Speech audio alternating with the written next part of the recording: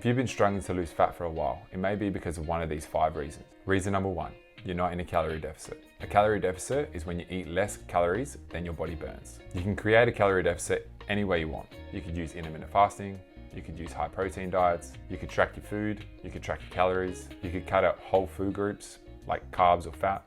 When it comes to creating the calorie deficit, just find a way that works best for you and that you can stick to long term. Reason number 2 is you're tracking wrong. That could be tracking food wrong or tracking your calories wrong. We are all for tracking calories. Even dietitians were 20% off.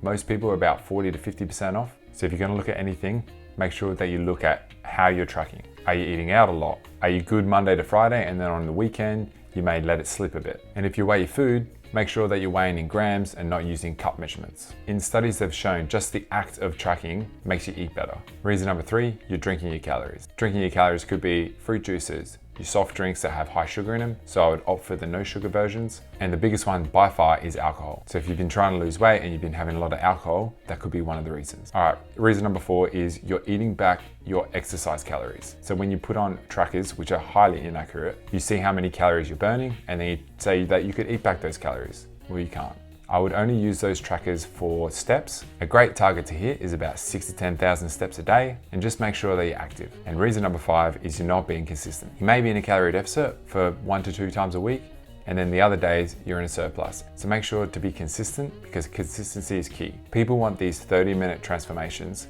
and it's just not realistic. So set yourself a realistic goal, create that calorie deficit, adhere to your calorie deficit, and then over time you'll see the fat loss come. So just to recap, make sure that you're in a calorie deficit.